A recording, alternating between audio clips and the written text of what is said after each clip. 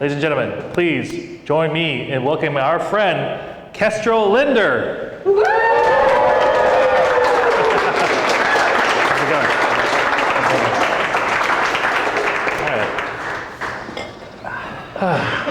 How's it going? Going great, thanks for having me. So your first standing ovation. You probably had a lot of standing ovations in the past, right? This was the best. That was the best one? Great, awesome. For sure, no doubt. So we always like to start our startup brand. Well, first of all, thank you for coming out. We always like to start our interviews with you. So talk about where you're born, where you're raised, what did your parents do, and maybe what's your first entrepreneur experience if you had one. So let's start with you. Well, I grew up in one of the most beautiful places on earth. I grew up in the state of Vermont. Anybody from Vermont in the audience? Anybody been to Vermont in the audience? Okay, so you know what I'm talking about at least. I grew up in Maine. Close enough. Close enough. Hometown was Burlington, Vermont. My parents moved there when I was about 4.5, 5 years old, so I spent my entire childhood there. And it's this perfect blend of the diversity that you need to be exposed to, I think, at a young age in a small city, population 45,000, give or take, I believe. When I was a kid, it's a college town, but at the same time, a small town. So it was quaint. There was trees everywhere and grass everywhere and mountains right there and a lake right there. Ben and Jerry's is there. Ben and Jerry's is there. Yeah. And my parents were actually, in their own way, both entrepreneurs as well. Both of them self-employed. My dad is a psychiatrist in private practice. Has been for the last 40 plus years. My mother is actually an artist, so has worked for herself for her entire adult life. So I think that if I had to trace my entrepreneurial roots, I would probably trace it back to my parents. And what I saw from them was that when you work for yourself, you both have a lot of freedom, but you also have a lot of responsibility, and nothing will ever replace the hard work that you can put into to your craft or your trade.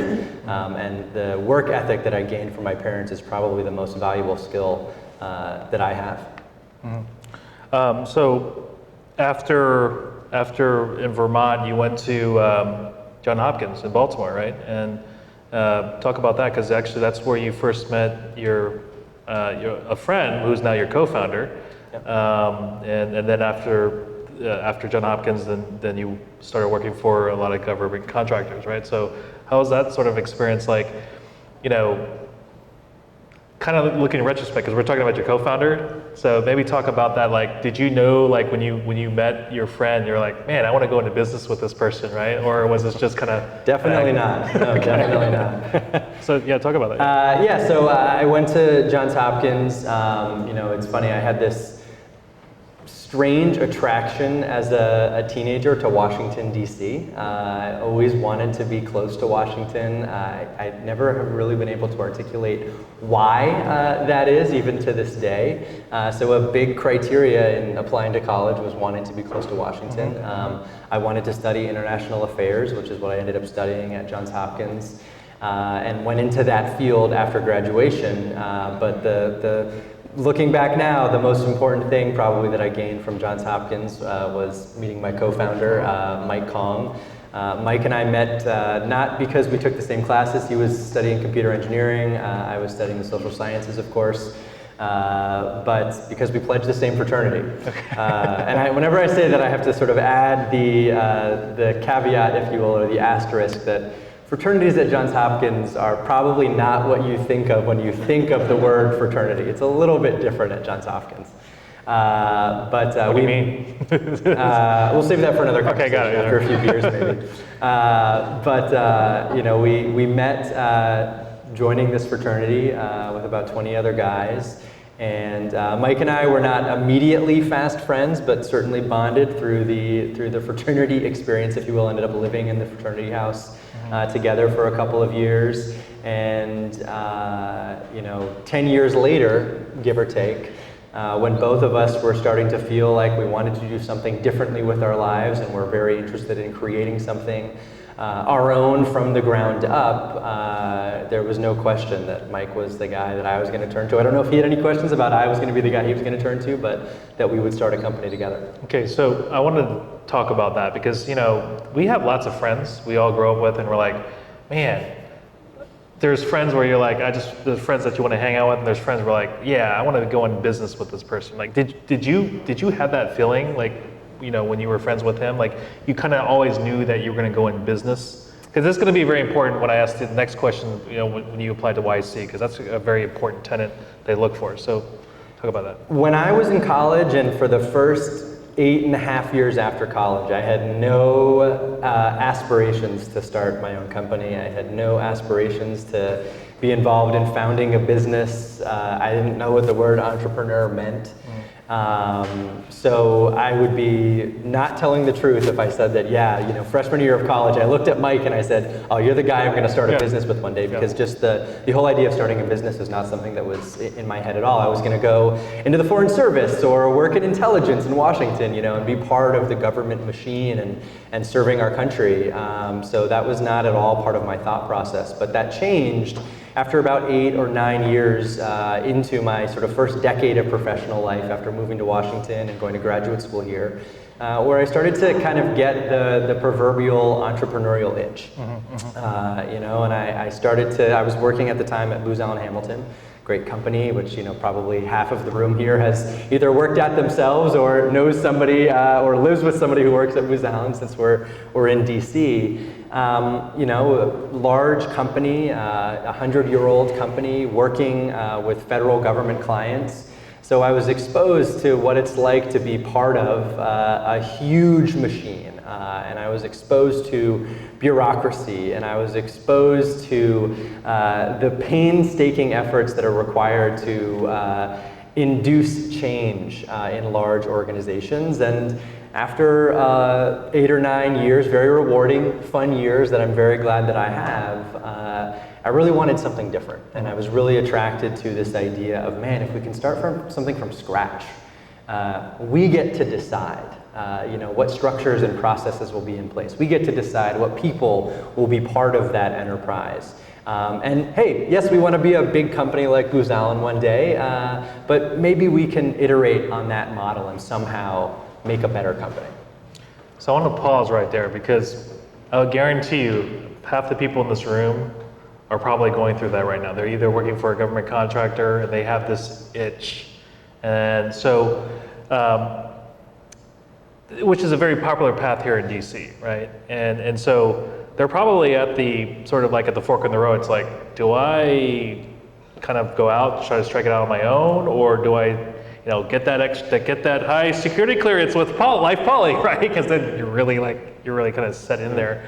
What is sort of your advice to? I mean, they're looking at you right now, because I mean you have GiveCampus now, but like, what's your advice to them? Like, should they pursue, like, so it's just an itch, or should they just see as that it's just an itch, right? I mean, keep it as that, or should they do what you did, which is jump into the Well, to be clear, I was fairly risk averse. You know, I didn't get the itch and quit my job the next day. You know, I certainly took some time to think about this and find a co-founder. Thankfully, I had one in my close personal network, and took some time with him to formulate some ideas and eventually pick a general idea of what we wanted to work on together, and even took some time after that to validate that idea might be a viable opportunity.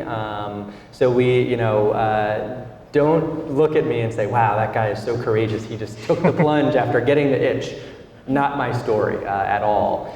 But I think, you know, as Mike and I, my co-founder Mike and I, were thinking about doing this, you know, Mike was at the time a software engineer at Facebook, which, by the way, if you have friends who know how to code, that's a key box to check in looking for a co-founder. But I was looking at all of the risks, you know, of what could go wrong And that was the way that we were trained to think at a large organization, and certainly the way I saw the government thinking, through this lens of risk. What are all of the things that might not work out perfectly well, and what's the disaster that might ensue as a result? And that mindset makes it really hard to try anything new. And after chatting with some people, what I started to realize was that there might actually be greater risk in not trying something else, that the opportunity cost of not starting what is now GiveCampus was probably far greater than the opportunity cost of continuing on the path that I was on. I say to this day, and if anybody here works for Booz Allen, let me know if it's true, but that I could probably always go back into that line of work, right? Yeah. Companies like Booz Allen and Facebook, they're not going anywhere. And being employee number 25,000, at Booz Allen, which I think is about what I was, or employee 1,000 at Facebook, as Mike was when he started there, more or less. Those opportunities are not particularly perishable. But starting a company with a great friend who knows how to code, with an idea that you think is viable, at a time in your life where you have the financial security, the courage perhaps, those opportunities don't come around very often in my analysis. And as soon as I started to think like that, and as soon as I started to think about the opportunity cost of not doing this, that's when we really made the jump. So that was a really good piece of advice there. So before I go on, if you guys are on Twitter, hashtags Startup Grind at GiveCampus. Do you have a Twitter handle? We do. Personally, I'm just a voyeur on Twitter, so okay. Yeah. So at GiveCampus. So at GiveCampus. Yeah. So there's going to be a lot of golden nuggets are going to be dropping here, so it's going to be good. So let's go into the GiveCampus story. Tell us, what was the aha moment? How did you conceive it? Were you with Mike and you were just drunk one day, around a campfire or something? Like, tell us the whole story. What was the aha moment? Yeah, so I was here in DC. Mike was in California at the time. We both were getting that itch, and it was getting stronger. And so we started to bounce ideas off of one another and talk about ideas that we had, and most of them are very, very bad ideas and will never be repeated now that we've come up with an idea that seems to be working pretty well. I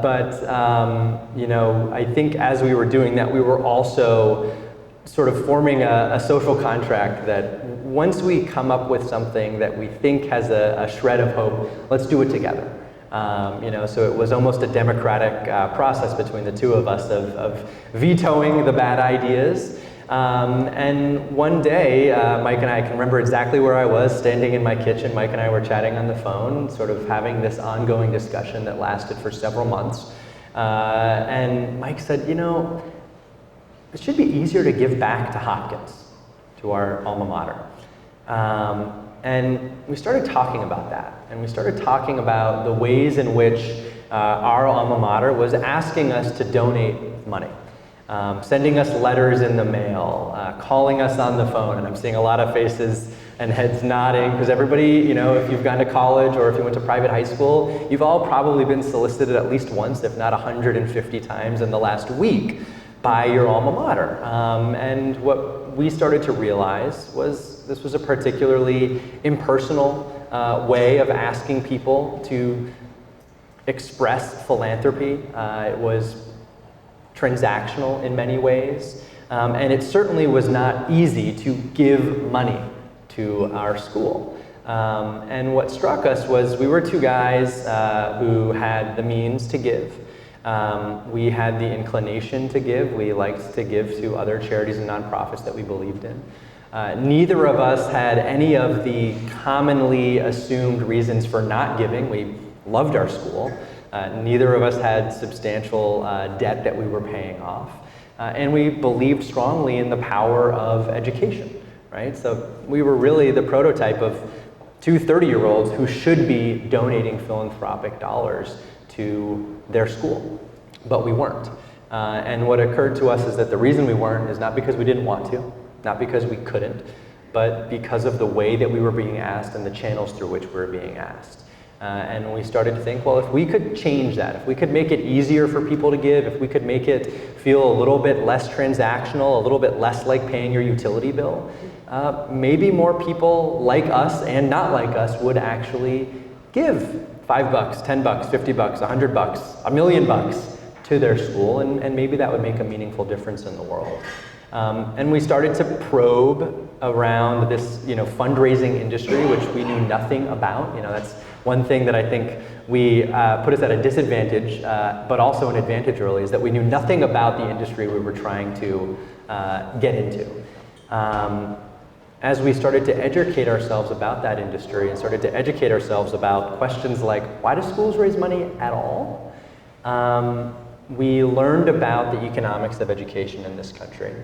We became convinced that the idea we were talking about, the problem that we were talking about solving, not only represented a substantial business opportunity, but also represented an opportunity to make a meaningful and positive difference on society. And that, your original question was, what was the aha moment? That was the aha moment, recognizing that we had identified something that not only might be a big business if we could succeed, but really, if we did succeed, we would have succeeded by virtue of the fact that we made some sort of meaningful societal difference, and that was aha. But you always had this underlying notion of cost of education needs to go down. That's always been there, right? So then it's more of hey, what are the sort of the details of how to solve that, right? I wanted to go into, I know that you guys had a 3-month listening tour. So talk about that, because I think entrepreneurs tend to just kind of shoot at the hips, and it's oh, let's just start building, right? And sometimes that's kind of encouraged in Silicon Valley. It's well, you can build it, just that's your prototype, and try to find product market fit. How do you get somebody to, getting a lot of people to use your product?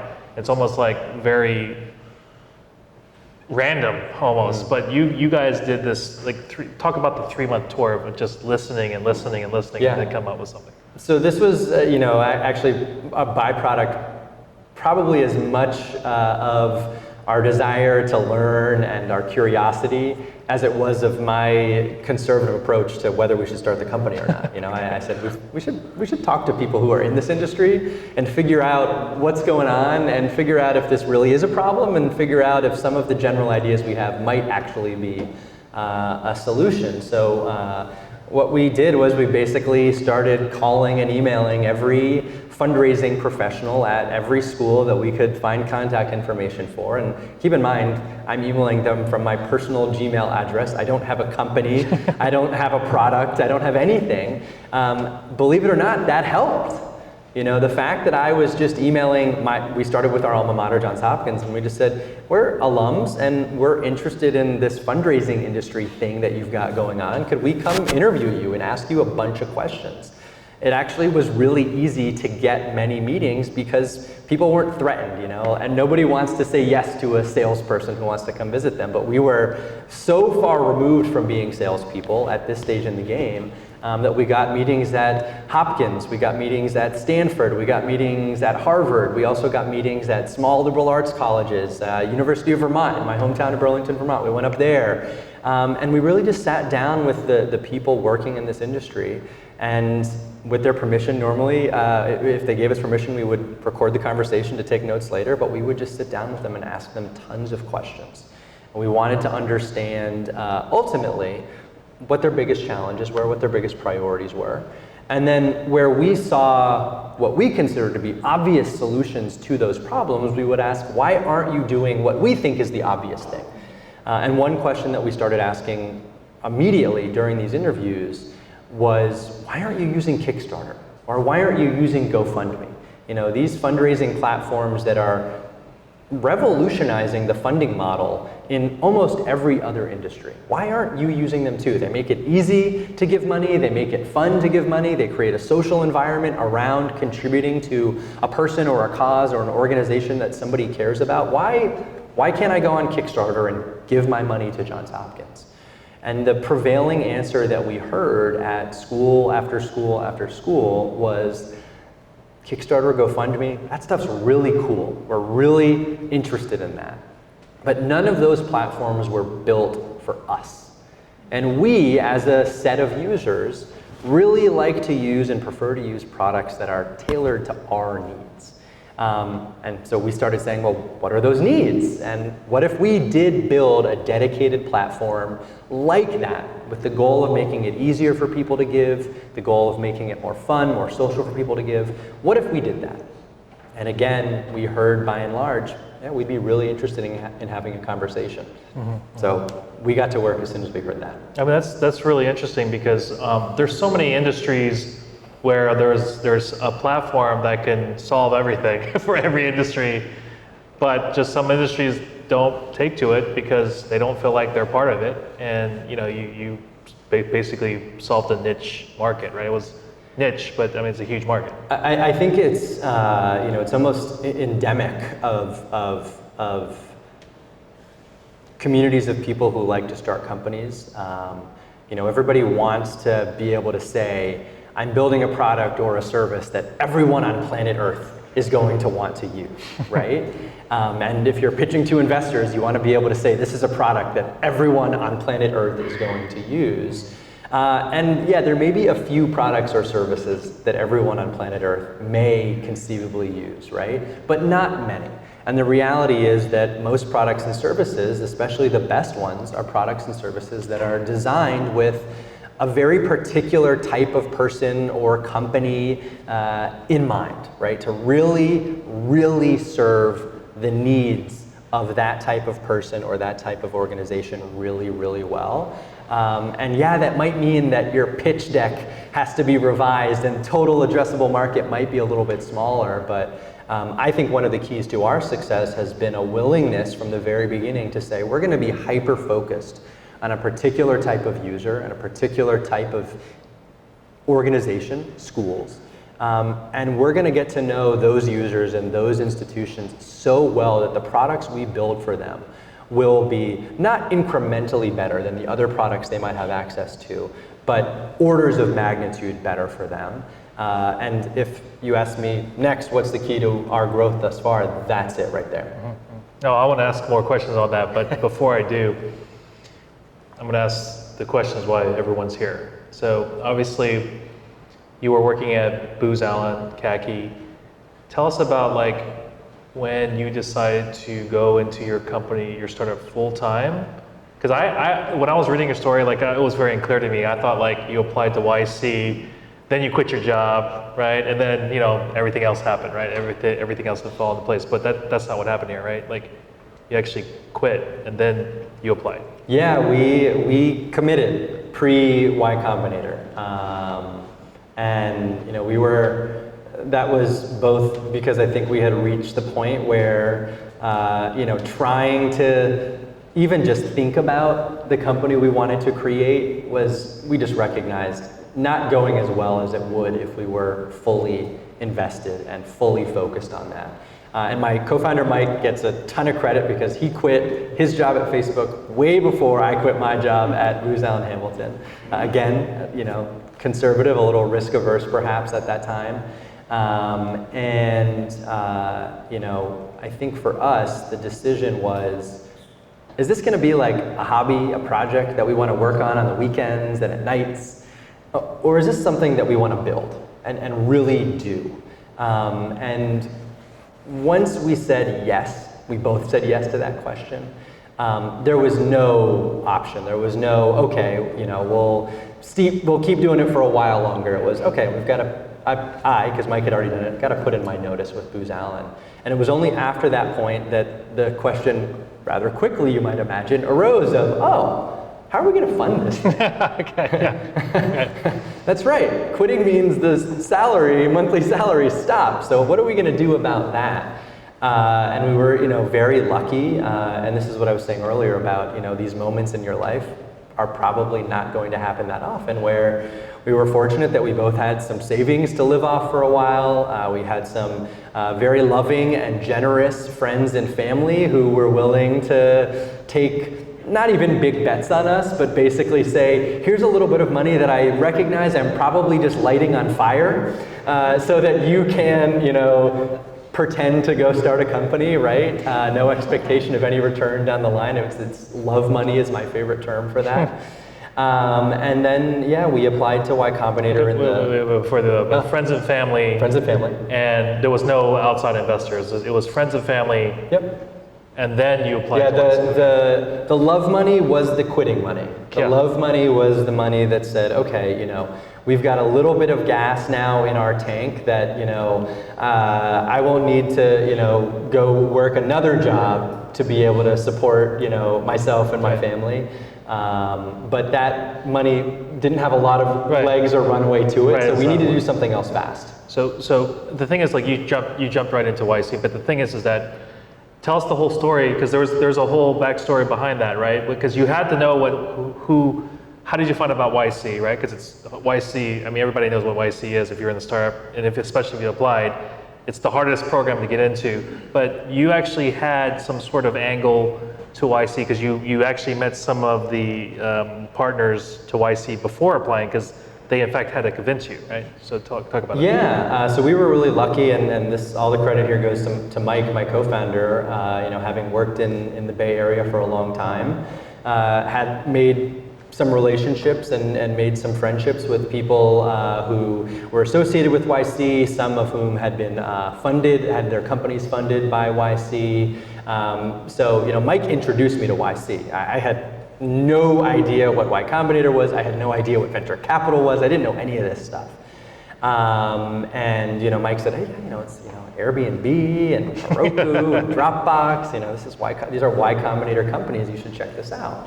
And the people that we met who were affiliated with YC, including a couple of YC partners and a couple of people who had gone through YC and been funded by YC, really did the work of frankly persuading me that this was something we should do or try to do. And one of those people was Michael Seibel, who's now the CEO of Y Combinator. He played a really formative role in persuading me and Mike, but especially me, that you should do this. Don't be an idiot. Do this. Mm-hmm. And I was thinking of it through these sort of risk lenses again. And it was, we're going to give up 7% ownership of our company for $120,000. And did the math, and I said, well, wait a second.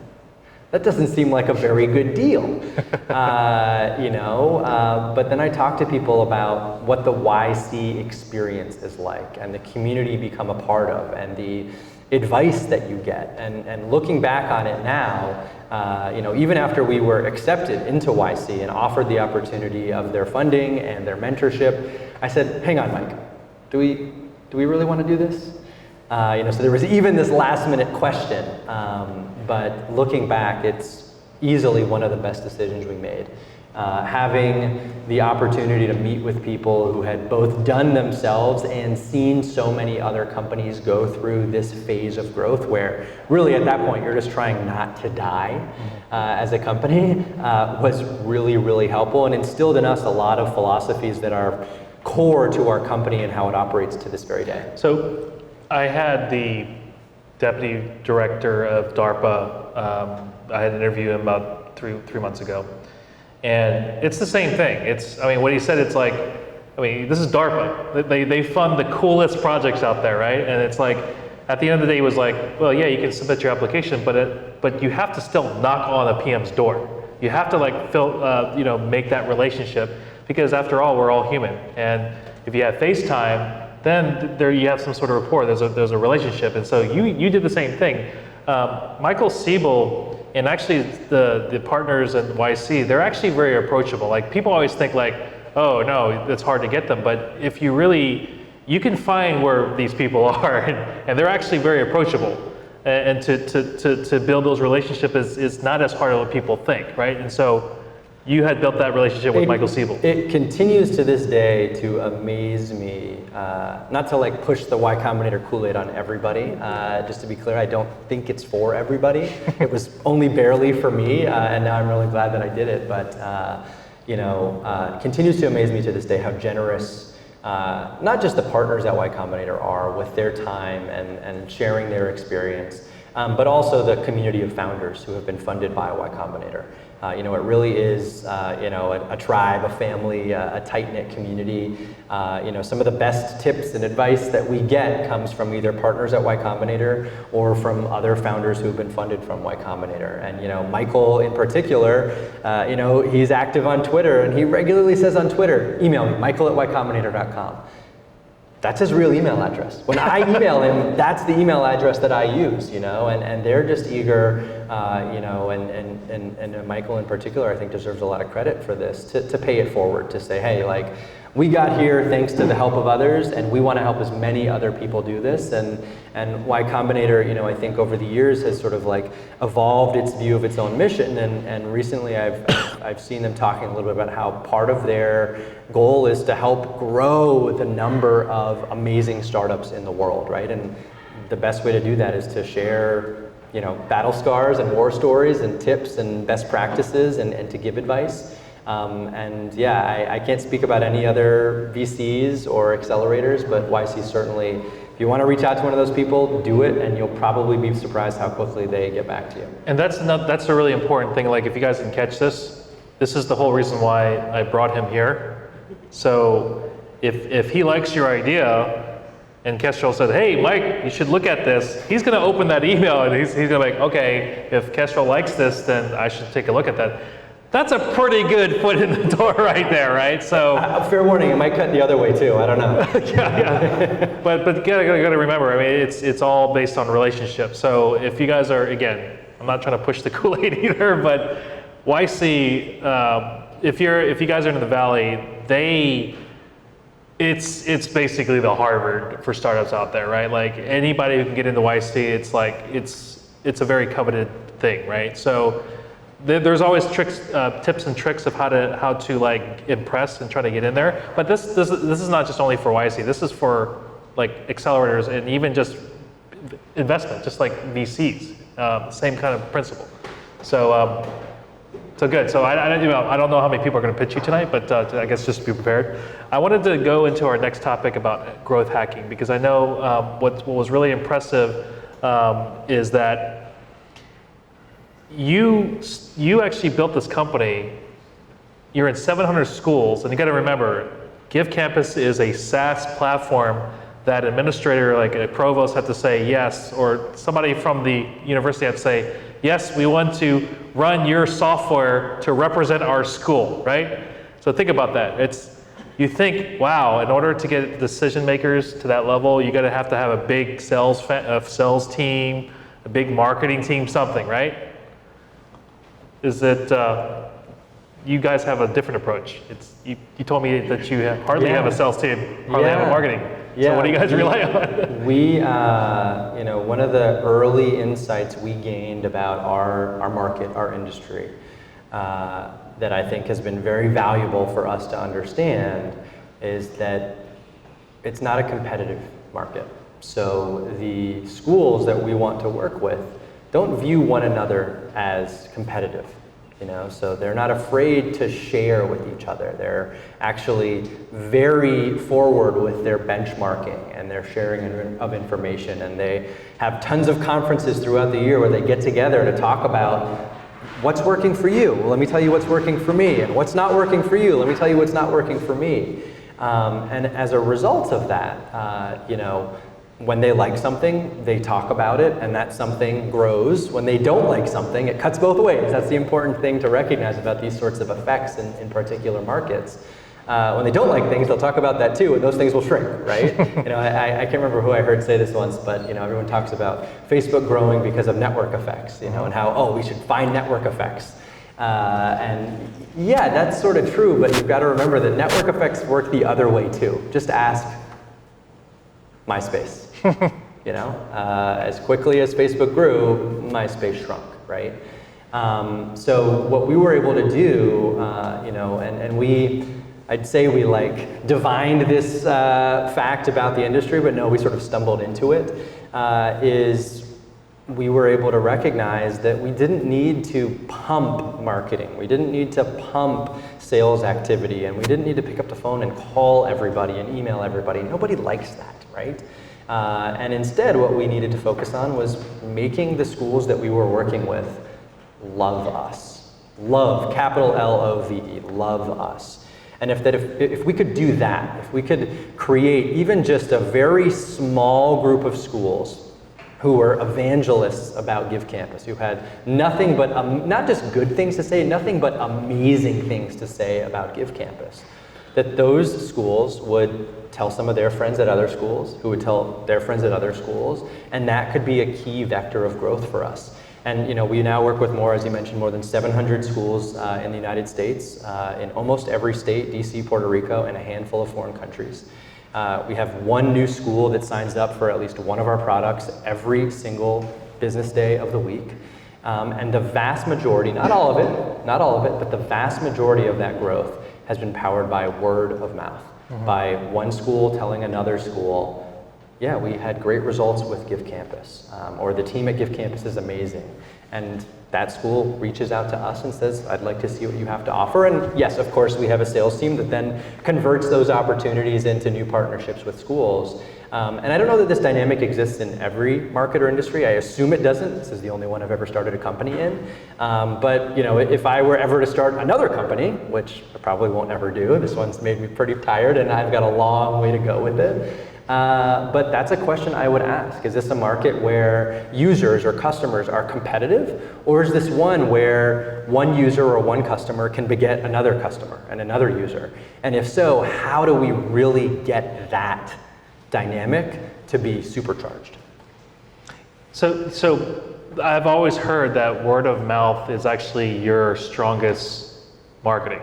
And it just shocks me because like when you hear growth hacking, I mean, just look it up and Google it, there's always going to be like this marketer. It's like, hey, do this, do Facebook, use pixels and blah, blah, blah, blah. And then you have a sales team to, accept the inbounds, right? And do all that stuff. You guys don't have any of that. And it's just like, it just shocks me, right? It just. I mean, think of it this way. This is like an example that anyone who owns an old house in Washington, D.C. can probably identify with. My wife and I bought a row house on Capitol Hill 6 years ago, 110-year-old home. And as soon as we moved in, we started getting so many flyers from every roofing company on the planet. Let us replace your roof, because you can see from just the sidewalk that the roof is, falling apart, right? We need a new roof, right? But we had a, mountain of flyers, people trying to sell to us. What do? We asked neighbors, who did you use for your roof, right? And anything that a peer, a friend, a colleague, a coworker, anyone who's not the salesperson, right?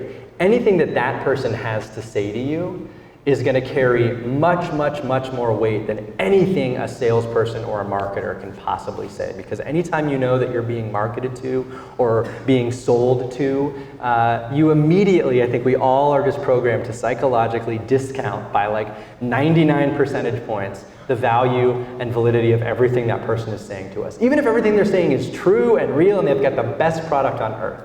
But if we then turn to a friend, a colleague, a peer, a coworker, and ask them, their words carry all the weight. Hashtag setup grind at GiveCampus. That was pretty good. So I want to switch topics here. Because the YC thing, I think it's really important, but I think people got it. It's like, just make sure you get those relationships in, get a product that stands by itself, word of mouth, right? And if I can add one more thing, I think, the relationships are important, and if you can attract the attention of any investor anywhere, that's of course going to help you. I believe, based on our experience and everything we've seen, that especially in the early stages of starting a company, the relationship that's most important is the relationship with your co-founder. I'm not an early stage investor myself, but my understanding and in my experience what I've seen is that investors early are betting on one of two things, or some combination of two things: the founders and the market opportunity, right? And everything else is nice, but every pitch deck says this is the $1 billion opportunity, and here's how we're gonna have a hockey stick growth curve, right? Like every early stage pitch deck looks pretty much the same. And so, trying to figure out where the signal is in all that noise as an early stage investor, I think comes down to looking in part at how big of an opportunity is there in this market, and if these people sitting in front of me manage to, crack the code, are we going to be able to make a big return for our LPs? And secondly, the people sitting in front of us, who are they? And what's that relationship like? Because startups tend to die in the early stages for one of two reasons: they run out of money, or the founders have a breakup. And things go sideways. Sounds like a marriage. Not mine. Things go sideways, especially in the early years of starting a company, all the time. Sideways, upside down, and early stage investors want to know that those founders are going to be able to stick with it. And I think that's something we had going. I mean, if I had to analyze retrospectively why YC took a bet on us, a big piece of it is they looked at me and my co-founder and they said, these guys have known each other for 15 years. Their wives are friends, they hang out together all of the time. That's a relationship that's strong and is going to last through the thick and the thin, and especially the thin of, startup life. And so actually we had Jessica Livingston, we did a fireside chat at Startup Grind Global, and that's exactly what she mentioned. In fact, 15 years is crazy, right? That's like a very solid foundation. What they had said is, is your co-founder, have you had a work experience with them? Have you known them for at least 6 months? But what they found out was when these were if they were friends since college, that was a very strong sign. So having 15 years, but that was obviously great, right? I want to change subjects here.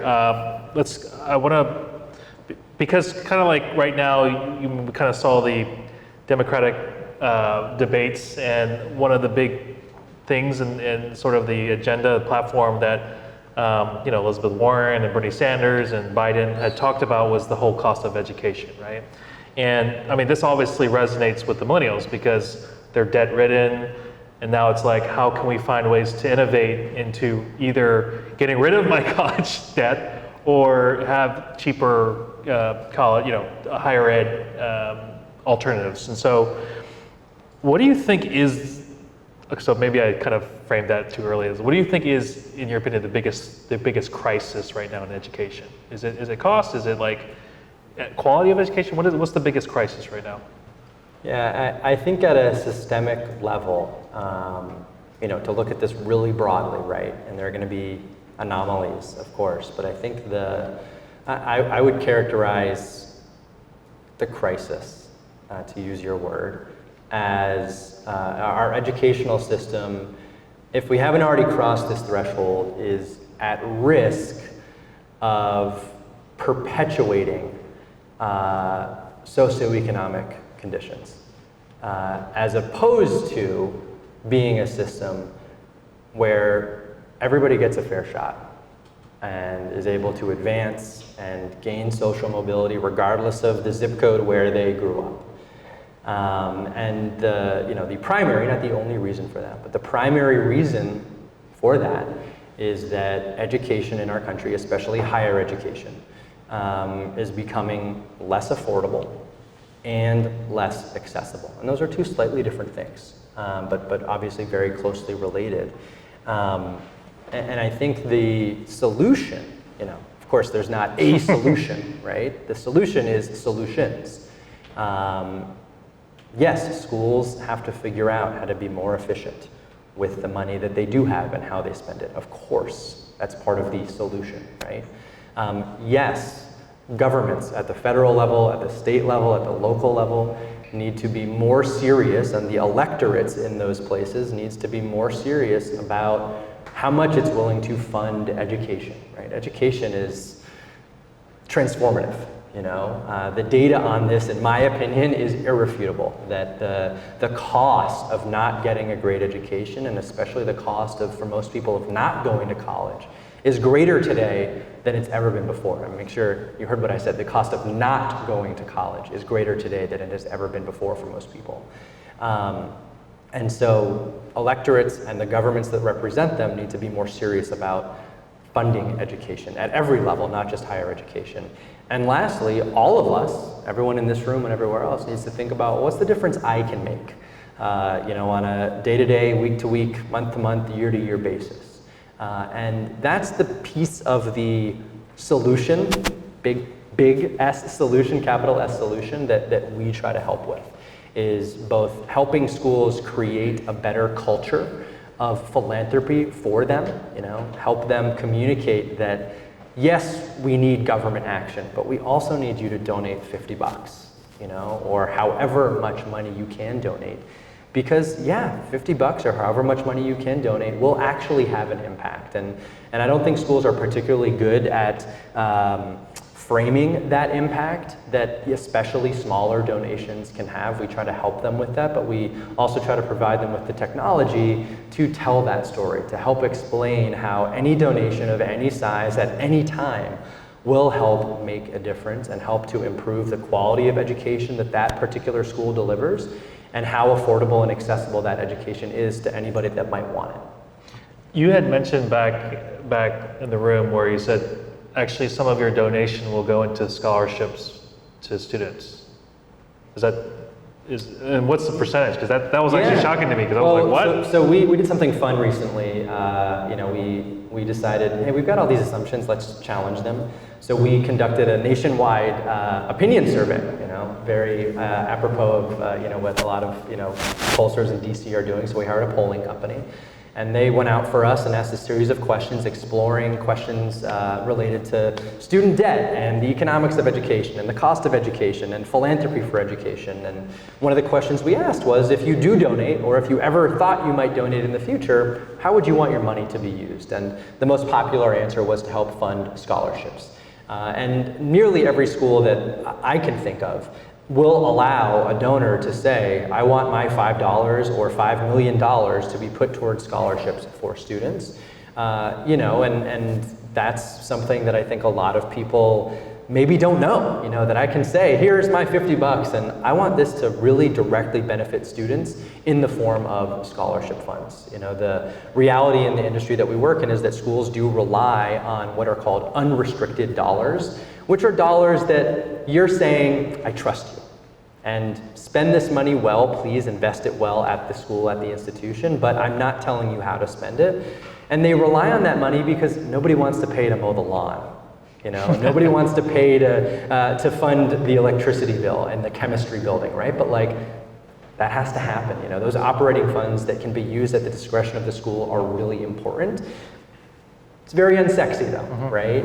And so one thing that we try to help schools with is balance between, raising that money without which they cannot survive literally on a day-to-day basis, and raising money for the big picture causes and initiatives, and sometimes very, very specific initiatives that are really exciting to people. So I'm going to ask one more question before opening up to Q&A, and then 2 closing questions. Tell us about the future of GiveCampus. Where do you see the company in a year from now, 5 years from now? What's the future? Yeah, so something that's really important and has been important from the very beginning in our company is we defined our mission very early on. We were influenced by great companies that were in part famous or well known for having these sort of founding credos, and saying, this is what we stand for, this is why we exist, and the idea that profits are why a company exists has never been one that I've been attracted to. I've always been of the school of thought that profits follow. Profits follow the real reason that you exist at the most successful or visionary companies in the world. So we put on paper our company's mission very early on. That mission is to help advance the quality, the affordability, and the accessibility of education. And we are now fleshing out every day, every week, every quarter, how to actually do that and what products and services we can deliver to help accomplish that mission. And of course, you never accomplish your mission. That's always something that's aspirational, always something that you're striving toward. But for us, to circle back to your question perhaps, is we want to be the software, we want to be the services that help power and fuel to a certain extent a wave of philanthropy for education, unlike any other wave of philanthropy that has ever existed for education before. And that's what we're working on. One more question before opening up Q&A. Why DC? You know, you Mike, your co-founder was in San Francisco 10 years, right? And you went to YC, and in fact, YC does a good job. It's actually part of the racket. They convince you to stay there in San Francisco, and then everything becomes inflated. Why did you just decide to come, back to DC? And what's the advantages that you found here versus Silicon Valley? It was a tough call. Mike had moved across the country with his wife and dog in 2014, I guess, late 2014. We'd started the company here, and then within 6 months, I think, of him moving, we had applied to YC and been accepted into YC and offered funding by YC. So it was a bit of a boomerang for him. We then moved back across the country, he and I, moved into an apartment in Mountain View, which is where YC's headquarters was at the time. Spent the summer there largely. It's sort of like a 10 or 12-week program, at least it was back in 2015. And yeah, you're absolutely right. They, toward the end, they start saying, so you staying or are you going back east? And there's a strong bias and a strong magnetic pull to the Bay Area, that's where everybody is. That's where tech is in our country. And we thought really long and really hard about it. And I would say that, our ultimate decision came down to 3 things. First, and this is a very honest answer, is inertia. We both owned houses here, and our wives were here, and we had roots here, and I'd been living here for a decade. Mike had just moved across the country, moving back was sort of like, what? So inertia was one of the things that drove our decision, and that's an honest answer. But the other 2 pieces, one was operational. A huge majority of the educational institutions in the United States of America are east of the Mississippi River.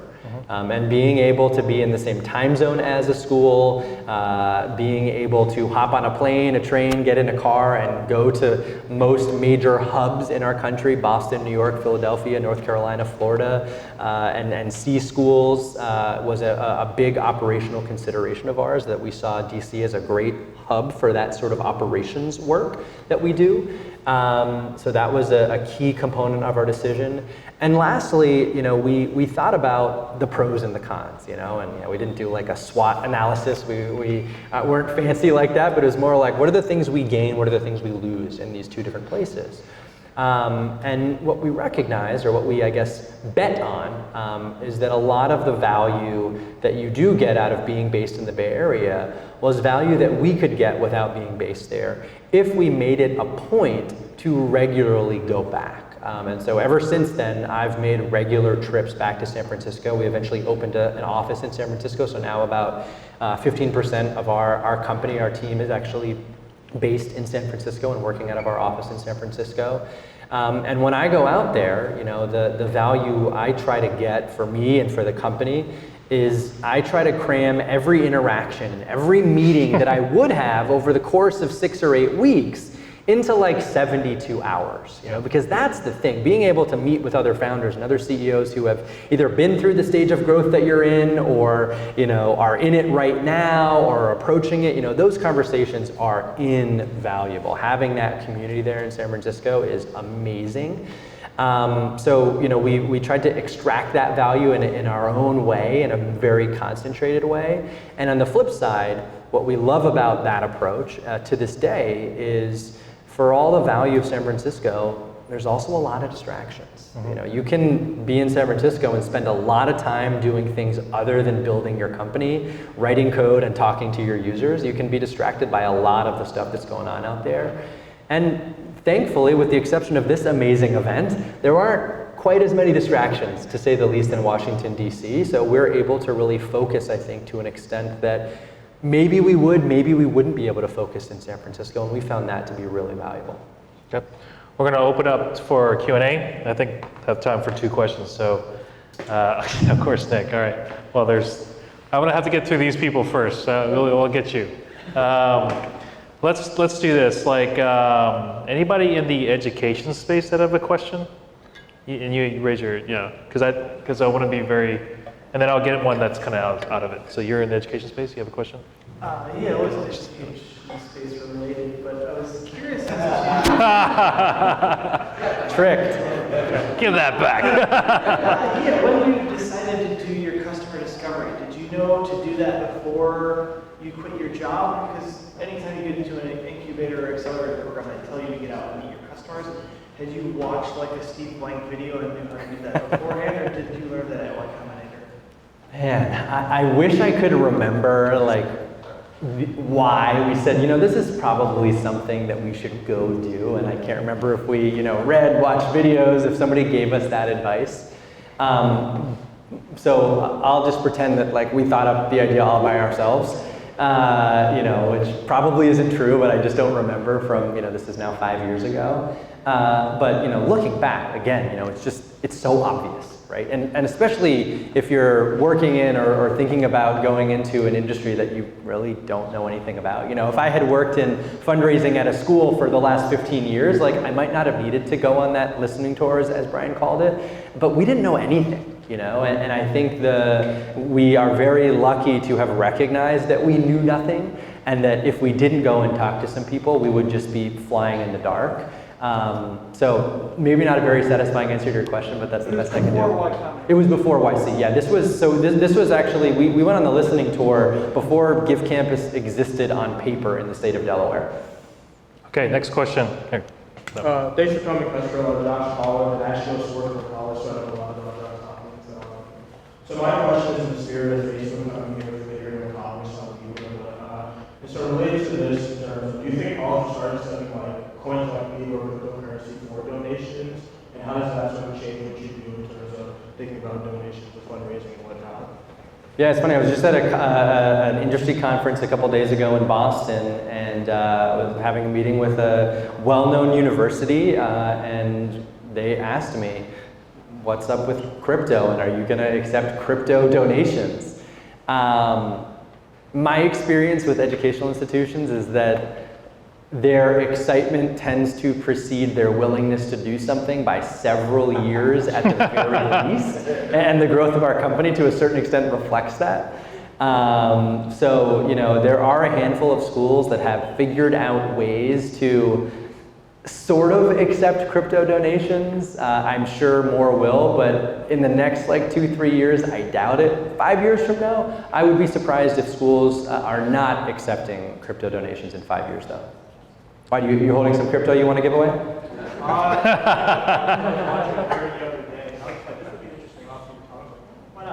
Yeah. Get some Libra coins. Last question, and because we have to wrap it up, it's in an hour. Here we go.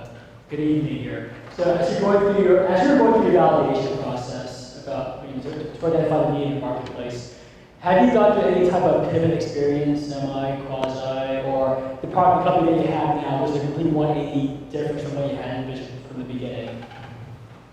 Yeah, some people believe a company can't possibly have succeeded until it's had people have magic numbers like, oh, your 7th pivot, this is the one. We have been a combination of good and lucky, I think, including our timing. We have not substantially pivoted, and we've added a second and a third, and most recently a 4th product to the suite of tools that we offer to schools. So we've built on top of what we started with for sure. But our number 1 product that the vast majority of schools we work with at least use this one product is still by and large, at least at its core, the same product that we built as a prototype in very early 2015. And I'll credit that, to come back to your question, to the discovery we did, to the fact that we got out and asked a lot of good questions. We didn't play dumb, we were dumb, and so that was to our benefit, frankly. And as a result, the first, the way we architected the initial product, the general concept of it, and the value that we wanted to deliver through it, we're pretty much on the money. Of course, the product has been enhanced and gotten better over time, and we're adding features and removing features all the time, but yeah, the core is still really there. I will say that, there have been moments where we've wondered, everybody seems to pivot, does that mean that we're just like totally missing the boat here, and we need to pivot too. And there's a like trend to be, to be attracted to this idea of the pivot. I think that that's a big decision you've got to make, in whatever you're doing. But deep down, really deep down, we believed that we had a good solution, so we stuck with it, even though it didn't take off immediately like gangbusters, and that served us really well. So I do apologize because I know there was a lot of questions here. We just have to keep the video underneath the hour because this is going to go on to the Startup Grind video. But you can ask the questions afterwards. So yeah, I'll hang around. So two last questions. So the first one is, if you can go back 10 years ago, what would be the single most important advice you would have given yourself? Start going to the gym. If I could go back 10 years ago, the answer that everybody wants to hear, right? Especially anybody who's like on the cusp of, starting a company maybe, the thing you want me to say, right, is like, do it now. Don't wait 5 more years to start your company. I don't think that's true for me though. I think that the experience that I gained in the sort of first decade of my professional life, the perspective that I have based on that experience, is something that I lean on in some way or another almost every single day. As much as I wish I was 5 years younger right now, having started my company 5 years earlier, like at the same time, I wouldn't trade what I gained during that decade for anything else. Sorry, not a great answer for you. No, it's great. It's great. So our last question, we always ask all of our speakers this last question. Oh boy, I should have done my homework on this. So who is your favorite superhero or historical figure and why? I added the historical figure because one of the speakers that I had, he was like, superhero, that's such a stupid question, right? So I was like, fine, historical figure, so you could either do this. All right, I don't know if this is my favorite, but it's the first one that jumped at me right away. I am a huge admirer of 2 people. I'll give you 2. Okay. John Muir and Theodore Roosevelt. And the reason that I'm a big fan, not everything about these 2 men, to be very, very clear on the record, was good or perfect.